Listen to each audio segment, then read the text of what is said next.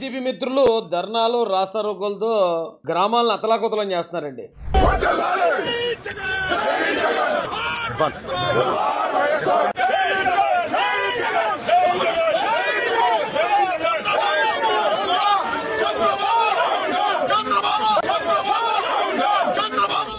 కారణం ఏంటంటే వాళ్ళకి కూటమి ప్రభుత్వం నచ్చలేదట. నిజమేనండి, నాకు కూడా నచ్చలేదు. ఏం నచ్చలేదు రాజేష్ నీకని అడిగితే నేను 15 పాయింట్లు చెప్తాను. ఈ విషయంలో మాత్రం నా ఫుల్ సపోర్టు ఆ వైసీపీ కార్మికులకే. 200 సాయంత్రంకి బిర్యానీ కూడా ఉందట. ఆ కార్మికులకి నా ఫుల్ సపోర్ట్ చేస్తున్నానండి. వైసీపీ తరఫున ఎవరైతే ధర్నాలో నిరసనలు చేస్తున్న కార్మికులు, పేటీఎం కార్మికులు ఎవరైతే ఉన్నారో వాళ్ళకి. అయితే మరి నాకు నచ్చని ఆ 15 పాయింట్లు ఏంటి అంటే, మొట్టమొదటి పాయింట్, వైసీపీ గెలిచిన వెంటనే చక్కగా ఇసుక పాలసీ, కొత్త ఇసుక పాలసీని తీసుకొచ్చి ఇసుక ఎవరికి దొరకనివ్వకుండా చేసేసి ఆ ఇసుక మీద ఆధారపడిన భవన నిర్మాణ కార్మికులు ఎవరైతే ఉన్నారో వాళ్ళందరూ అలో లక్ష్మణ గోలెట్టేలాగా సుఖంగా వాళ్ళకి పని లేకుండా ఆకలితో ఇంట్లో పడుకునేలా చేశాడు మా జగనన్న. కానీ కూటమి ప్రభుత్వం వచ్చాక ఏం చేసింది? ఇసుకను ఫ్రీ అన్నారు. ఇసుక ఫ్రీగా ఎప్పుడైతే దొరుకుతుందో కన్స్ట్రక్షన్ పనులు మొదలైపోయి కార్మికులందరూ రోజు పనిలోకి వెళ్ళాల్సి వస్తుందండి. రోజు పనికి వెళ్ళి ఆ 1000 రూపాయలు 2000 ఎంతో కొంత తెచ్చుకుంటున్నారు, ఏదో కట్మెంట్ తింటున్నారు, వేరే విషయం అనుకోండి. కానీ రోజు పనిలోకి వెళ్ళాల్సి వస్తుంది. అదే జగనన్న గవర్నమెంట్లో అయితే హ్యాపీగా పని లేదు, పాటు లేదు, మొత్తం ఇంటిళ్ళ పది ఆకలితో ఇంట్లో దొంగని ఉండేవారు. కరెక్ట్ కాదు కదండి మరి. రెండో పాయింట్ వస్తే ఉద్యోగస్తులు, గవర్నమెంట్ ఉద్యోగస్తులు. వాళ్ళు జగనన్న గవర్నమెంట్లో చక్కగా ధర్నాలు రాస్తారోకోలు అనుకుంటూ, బాబు మా జీతాలు పెంచండి, సమయానికి జీతాలు ఇవ్వండి అంటూ లాంగ్ మార్చులు, మిలియన్ మార్చులు చేసుకుంటా, ఆఫీసులకు వెళ్లకుండా, స్కూళ్ళకి వెళ్లకుండా చక్కగా హ్యాపీగా అప్పుడప్పుడు పోలీస్ స్టేషన్లకు అలాగే ఇలాగొస్తూ అరెస్టులు అవుతూ వాళ్ళ వాహనాలు సీజ్ అవుతూ రకరకాల ఆనందంగా ఉండేవారు అప్పుడు టైంపాస్ చేస్తూని. ఇప్పుడు ఎవరైనా గవర్నమెంట్ అధికారి బయట కనపడుతున్నాడు కూటమి ప్రభుత్వంలో? ఎవరు ఉద్యోగాలు చేసుకుంటూ సైలెంట్గా ఉంటే బయట టాపిక్ నడాలి కదా. ఎవరి జీతాలు వాళ్ళకి వచ్చేస్తున్నాయి నెల నెలని, ఎవరి జీతాలు వాళ్ళకి వచ్చేస్తుంటే ఇంకా వాళ్ళు ఏం బయటకు వస్తారు? ఆ రెండో పాయింట్లో కూడా కూటమి ప్రభుత్వం. మూడో పాయింట్ విద్యార్థులు. చక్కగా వైసీపీ గవర్నమెంట్లో విద్యార్థులందరినీ నూతన విద్యా విధానం, న్యూ ఎడ్యుకేషనల్ పాలసీ పేరుతో 4-5 తరగతి పిల్లలను కూడా, చిన్న చిన్న పిల్లలను కూడా 5-6 కిలోమీటర్ల హై స్కూల్కి తోలేశాడు జగనన్న. మొత్తం ఎలిమెంటరీ స్కూల్ అన్నీ బంద్. ఎయిడెడ్ స్కూల్స్ అందరికీ కూడా వార్నింగ్ ఇచ్చి మీరు మర్యాదగా ఆస్తులు మాకు అప్పచెప్తారా, లేకపోతే మీ ఎయిడెడ్ స్కూల్స్కి ఇచ్చిన మా స్టాఫ్ని వెనక్కి తీసుకోమంటారా బెదిరించారు. విద్యార్థులు చక్కగా చాలామంది సుఖంగా స్కూల్ మానేసి శుభ్రంగా ఇంట్లో పడుకోవడం, లేకపోతే పాలు కవితానం చేసుకోవడం, మెకానిక్ షెడ్లో పని చేసుకోవడం అనుకో చాలామంది పోయారు ఆ టైంలో. ఇప్పుడు మళ్ళీ విద్యాశాఖ మంత్రిగా లోకేష్ గారు బాధ్యతలు తీసుకున్నాక మళ్ళీ ఎలిమెంటరీ స్కూల్ డెవలప్ చేసేస్తున్నాడు ఆయన. మళ్ళీ పిల్లలు కష్టపడి స్కూల్కి వెళ్ళాల్సి వస్తుంది, చదువుకోవాల్సి వస్తుంది. బాధే కదండి పిల్లలకు స్కూల్కి వెళ్ళాలంటేనే. అదే జగనన్న అయితే స్కూల్ లేదు గీయలేదు అని చెప్పి స్కూల్కి కనీసం ఈ టీచర్లు కూడా అపాయింట్ చేయలేదు మా జగనన్న అయితే. ఇప్పుడు కూటమి ప్రభుత్వం వచ్చిన తర్వాత నారా లోకేష్ గారు మెగా డిఎస్సి అని చెప్పి కొన్ని వేల టీచర్ ఉద్యోగాలు తీసేస్తున్నారు. ఇప్పుడు ఆ టీచర్లు అందరూ వచ్చిన వాళ్ళు ఊరుకుంటారా? పిల్లలకు చదువు చెప్పేస్తారు. చదువు చెప్పేసిన తర్వాత మళ్ళీ వాళ్ళు బాగా చదివేసుకుని ఉద్యోగాలు సంపాదించేసి మరి ఎంత కష్టపడాలండి ఉద్యోగం వచ్చిన తర్వాత. అదే జగనన్న అయితే శుభ్రంగా ఎక్కడో చోట ఏ మెకానిక్ షెడ్లో జాయిన్ అయిపోవడం, కూలి పనికి వెళ్ళడం, సుఖంగా ఉండును. కూటమి ప్రభుత్వం ఎలాగన్నా. మందుబాబుల విషయంకి వస్తే జగనన్న హయాంలో ఎంత బాగుంటుందండి. కరోనా టైంలో హాస్పిటల్, స్కూల్స్ కూడా మూతపడ్డాయి, కానీ ఆ వైన్ షాపులకి ఎక్కడన్నా మూత వేసాడే జగనన్న. హ్యాపీగా మళ్ళీ ఆ వైన్ షాపులకి టీచర్స్ని కాపలా పెట్టాడు. ఎవరు చేస్తారండి అంతలాగా? కొత్త కొత్త బ్రాండ్లు, రకరకాల బ్రాండ్లు. అది తాగితే ఎక్కువ కాలం తాగక్కర్లేదు, 30-40 సంవత్సరాలు తాగక్కర్లేదు, 5 సంవత్సరాలు శుభ్రంగా పరలోకానికి పార్సల్ అయిపోవచ్చు. అంత సుఖమైన ఏర్పాట్లు చేశాడు జగనన్న. కానీ కూటమి వచ్చాక ఏం చేసింది? ఆరోగ్యానికి తక్కువ హాని చేసే బ్రాండ్లను తీసుకొచ్చారు. తీసుకురావడంతో పాటు మళ్ళీ ప్రైవేట్ వ్యక్తులకు ఇవ్వడంతో అది కొంచెం పకడ్బందీగా నడవటం మొదలుపెట్టింది. మందుబాబులు కూడా బాధే కదా ఇది. ఇక నేరాల విషయంకి వస్తే చక్కగా రోజుకో నేరం ఉండేదండి జగనన్న ప్రభుత్వంలో. ప్రతిరోజు ఒక క్రైమ్ థ్రిల్లర్ చూసినట్టు ఉండేది. ఈరోజు ఎవడెవడిని లేపేస్తాడో, ఈరోజు ఎవడెవడిని చంపేస్తాడో, ఏ డెడ్ బాడీ ఎక్కడ డోర్ డెలివరీ చేస్తాడని ప్రతిరోజు క్లైమాక్స్లకు ఉండేది. కానీ కూటమి ప్రభుత్వం వచ్చింది, ఒక నేరం లేదు, ఒక గౌరవం లేదు, చప్పగా సాగుతుంది. లా అండ్ ఆర్డర్ ఎక్కడికక్కడ పర్ఫెక్ట్గా పనిచేసేయడం వల్ల సరైన ఒక న్యూస్ లేదు, ఒక క్రైమ్ థ్రిల్లర్ లేదు. ఇలా అంటే ఎలాగండి? బాగాలేదండి కూటమి ప్రభుత్వం. ఇక జగనన్న హయాంలో డిప్యూటీ సీఎంలు ఉండేవారు 5గురు. కులానికి ఒకడు, ఎస్సీకి ఒకడు, ఎస్టీకి ఒకడు, బీసీకి ఒకడు, కాపు నుంచి ఒకడు, అలాగే మైనార్టీ నుంచి ఒకడు. కులానికి ఒక డిప్యూటీ సీఎం, కనులు ఎక్కడున్నారో ఎవరికి తెలిసేది కాదు. శుభ్రంగా ఎవడు తనాడు శుభ్రం తినేసి తడిగొట్టేసి ఇంట్లో పడుకుని ఉండేవారు. కానీ ఇప్పుడు డిప్యూటీ సీఎం పవన్ కళ్యాణ్ గారు ఏం చేస్తున్నారు? ఆడికి వెళ్ళిపోతాడు.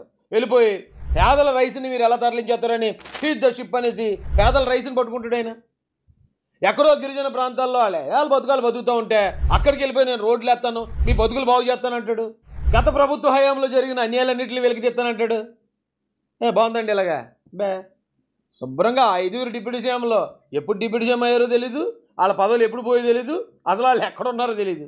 అలా చక్కగా ఉండాలి తప్ప ఈ జనం కోసం పనిచేస్తానంటాడు ఇప్పుడు డిప్యూటీ సీఎం గారు వచ్చి. ఇక జగనన్న హయాంలో ఐటీ శాఖ మంత్రి కోడిగుడ్డు అమర్నాథ్ అసలు ఏం ఎంటర్టైన్మెంట్ చేసేవాడు, ఏం కామెడీ చేసేవాడు. అతను ఎంత మంచి డ్యాన్స్ చేసేవాడు అండి. స్టేజ్ మీద అతను డ్యాన్స్ వేస్తూ ఉంటే 2 కోళ్ళు సరిపోయాయి కాదు నాకు. ప్రజలందరూ కష్టాలు మర్చిపోయి చూసేవారు అతను. ఇంకా కోడి గుడ్డు పెట్టింది, కోడి పిల్లను పెట్టదని ఆయన ఇచ్చిన స్టేట్మెంట్ ప్రపంచాన్ని అతలాకుతలం చేసింది ఆ రోజు. మాత్రమే పెట్టగలదు, కోడిని పెట్టలేదు కదా. సో కోడి గుడ్డు పెట్టాలి, దాన్ని హ్యాచ్ చేయాలి, మళ్ళీ దాన్ని తీసుకొని వచ్చి కోడి కింద తయారు చేయాలి. ఇప్పుడే ఆంధ్రప్రదేశ్లో కోడి గుడ్డు పెట్టింది, దాన్ని కోడి పెట్ట కింద మార్చడానికి టైం పడుతుంది. అలాంటి గొప్ప ఎంటర్టైనర్ ఆ టైంలో ఐటీ మినిస్టర్. కానీ ఇప్పుడు ఐటీ మినిస్టర్ లోకేష్ గారు ఉన్నారు. అసలు ఆయన ఎక్కడ కనపడుతున్నాడా? ఏ కంపెనీలు తీసుకొచ్చేస్తాడు, గూగుల్ తీసుకొచ్చాడు, మైక్రోసాఫ్ట్ తీసుకొచ్చాడు, ఇంకో ఏదో స్టీల్ ఫ్యాక్టరీ తీసుకొచ్చాడు. పొలో మన ఫ్యాక్టరీలు తీసుకొచ్చి పిల్లలందరినీ ఇప్పుడు ఉద్యోగాలకు పంపించడానికి నారా లోకేష్ గారు ప్రయత్నిస్తారు. అరే నారా లోకేష్ గారు ఎక్కడన్నా 2 స్టెప్లు వేసారండి? ఎక్కడన్నా చక్కగా ఇలాంటి కామెడీ చేశారా? అంత కామెడీ కింగ్ని మనం మిస్ అయ్యామండి. అలాంటి ఐటీ మినిస్టర్లు పోయి ఇప్పుడేమో కంపెనీలు పొలో మన రాష్ట్రానికి తీసుకొచ్చాడు, రాష్ట్రాన్ని అభివృద్ధి చేయడం, ఇదే సరిపోయింది. బాగాలేదండి కూటమి ప్రభుత్వం, ఏం బాగాలేదు. ఇక అప్పుడు విద్యాశాఖ మంత్రి గారు బొత్స సత్యనారాయణ గారు ఉండేవారు. అప్పుడప్పుడు ప్రెస్ మీట్ పెట్టేవాడు. కానీ ఆయన మాట్లాడేది ఇంగ్లీషా, హిందీయా, కొరియనా, చైనీసా ఏం అర్థమయ్యేది కదా ఎవరికైనా. Thank you once again. Happy republic day. Happy republic day. సుఖంగా చూసేవారు. ఇప్పుడు ఈయన విద్యాశాఖ మంత్రిగా నారా లోకేష్ గారి బాధ్యతలు తీసుకున్న తర్వాత స్కూల్ డెవలప్ చేసేస్తానంటాడు. కార్పొరేట్ స్కూల్స్ తరహాలో టీచర్స్ పేరెంట్స్ మీటింగ్ అంటాడు. వేళల్లో టీచర్ ఉద్యోగాలు తీసేస్తాను, నేను పిల్లలందరికీ మంచి చదువు అందిస్తానంటాడు. ఇలా చేయకూడదండి. ఇలా చేస్తే మా వైసీపీ వాళ్ళకి నచ్చదు. మాకు కావాల్సింది ఏంటి? ఏదో సినిమాలో బ్రహ్మానందం గారు అంటారు, ఐ వాంట్ రేప్ అంటాడు. నాకు మామూలుగా అయితే నాకు ఐ వాంట్ రేప్ అంటాడు. అలాగా మా వాళ్ళకి ఎప్పుడు ఇలాంటి కాంట్రవర్సీలు కావాలి. మా వైసీపీ వాళ్ళకి ఎంత ప్రశాంతంగా పరిపాలన సాగితే ఎలాగండి? నచ్చలేదు నాకు అసలు నచ్చలేదు.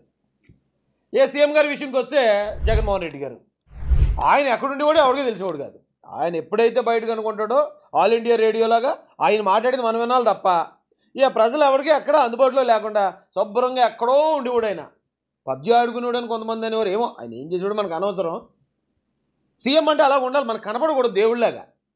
కానీ ఈ సీఎం గారు ఉన్నారు చంద్రబాబు నాయుడు గారు, ఎక్కడ పడితే ఆడికి వెళ్ళిపోతాడు. ఈయన ప్రజల కష్టాలు వినేస్తానంటాడు, మొత్తం రాష్ట్రం అంతా తిరిగేస్తున్నాడు, ఎక్కడ ఏ సమస్యలు ఉన్నాయో చూసేస్తాడు, అమరావతిని డెవలప్ చేసేస్తానంటాడు, పోలవరం డెవలప్ చేసేస్తాడు. అయ్యో అలాగా ఉంటారు సీఎం గారు అంటే. సీఎం అంటే ఒక రాజులాగా ఎక్కడో 7 అంతస్తుల కోటలో ఒంటి స్తంభం మేడ మీద ఎక్కడో ఉండాలి, ఆ మనుషులు కనపడకూడదు.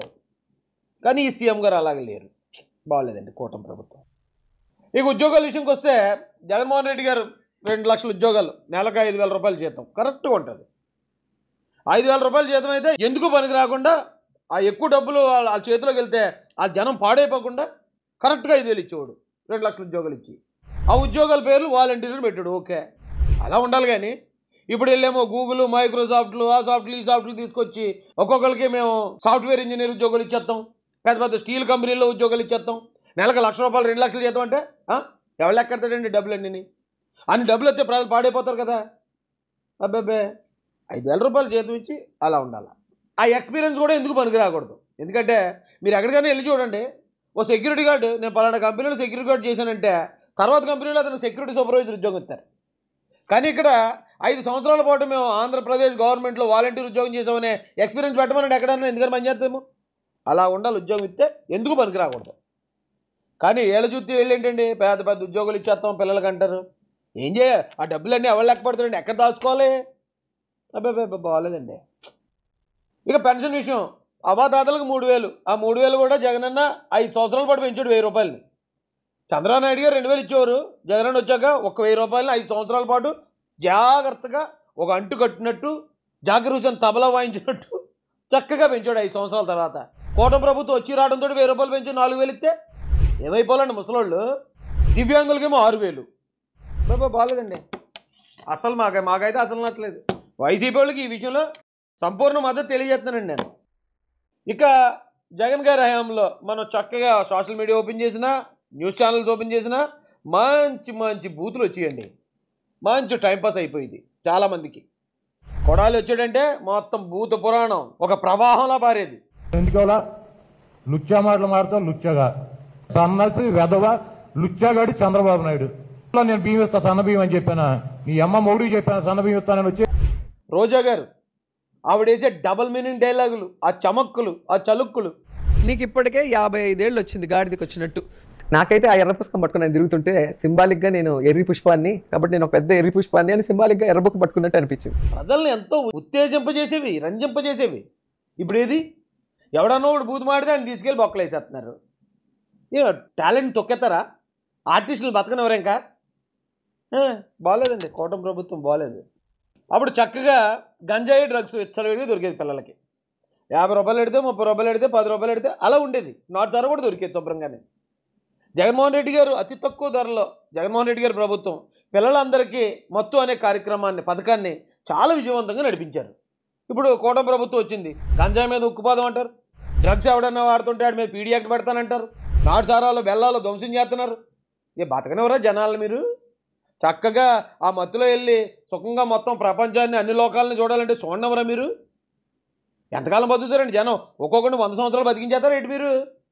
చక్క 30 సంవత్సరాలు బతికి ఆ 30 సంవత్సరాల్లోనే ఈ భూమ్ బీర్ల వల్ల, లేదా ఈ కల్తీ మద్యం వల్ల, గంజా వల్ల శుభ్రంగా వాళ్ళందరూ పరలోకి వెళ్ళిపోయినాకేమో జగనన్న ప్లాన్ చెప్తే మీరేటండి బాబు?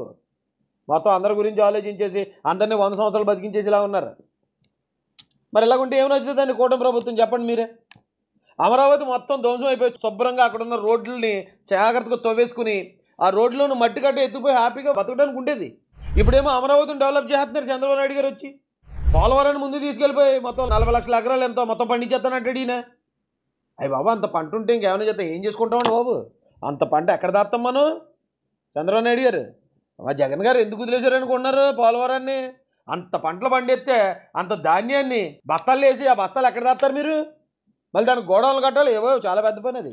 అందుకే మా వాడు శుభ్రంగా ఆ పోలవరాన్ని కూడా అలా ఉంచారు అంతే. జగన్మోహన్ రెడ్డి గారిని ముందుకెళ్ళకుండా అమరావతిని కూడా అలా ఉంచారు అంతే. మీరు ఇవన్నీ కాదని ఇలా చేసుకుంటూ వెళ్ళిపోతుంటే మరి మాకెళ్ళని వచ్చేదండి. ధర్నాలు చేస్తున్నారు మా వాళ్ళు, వైసీపీ వాళ్ళు. వాళ్ళ ధర్నాలకు మేము కూడా సపోర్ట్ చేస్తామండి ఖచ్చితంగా. బాగాలేదు కూటమి ప్రభుత్వం. అయితే నాకు ఆ ఐడియా వచ్చిందండి. ఇప్పుడు ఎవరెవరైతే ధర్నాలు చేస్తున్నారో ఆ ధర్నాలో పాల్గొనే వాళ్ళు అందరినీ ఐడెంటిఫై చేసి జగన్మోహన్ రెడ్డి గారి హయాంలో ఏమైతే జరిగాయి ఇప్పుడు నేను చెప్పినవి అవన్నీ వాళ్ళకి మాత్రం ఇంప్లిమెంట్ చేయాలని నేను డిమాండ్ చేస్తున్నానండి. మిగతా వాళ్ళందరికీ ఇప్పుడు కూటమి ప్రభుత్వం ఓకే, మీరు ఎలా నడిపిస్తారో అలా నడిపించారు, నచ్చిన వాళ్ళు నచ్చింది వాళ్ళకి. కానీ నచ్చలేదని చెప్పి ఎవరైతే ధర్నాలు చేస్తున్నాడో చూసారా, ఈ ధర్నాలు చేసేవాళ్ళు అందరూ ఆధార్ కార్డులని, వాళ్ళ ఫోటోల్ని సేకరించి గత ప్రభుత్వాలు ఎలాగైతే నడిచిందో ఆ పరిపాలన అంతా వాళ్ళకి వర్తింపు చెప్తే తీరిపోద్దండి. హాయ్, లేకపోతే కూటమి ప్రభుత్వం వచ్చిన తర్వాత రాష్ట్రం ఎంత గొప్పగా ముందుకెళ్తూ ఎక్కడ అశాంతి అల్లర్లు లేకుండా, నేరాలు లేకుండా ప్రజలందరూ ఎంతో సంతోషంగా కొత్త కొత్త కంపెనీలు రావడంతో విద్యార్థులు ఆనందంగా, నిరుద్యోగులు ఆనందంగా ఉంటే గవర్నమెంట్ బాగాలేదా? దానికి నిరసనలో రాస్తారోకలు చేస్తారా? పట్టుకోండి, ఆ నిరసనలు రాస్తారోకలు చేసే వాళ్ళు అందరినీ పట్టుకుని జగన్ ప్రభుత్వంలో ఏమేమి జరిగాయో అన్నీ వాళ్ళకి ఇంప్లిమెంట్ చేయండి, బాగుంటుంది. అయ్యా ఉంటానండి.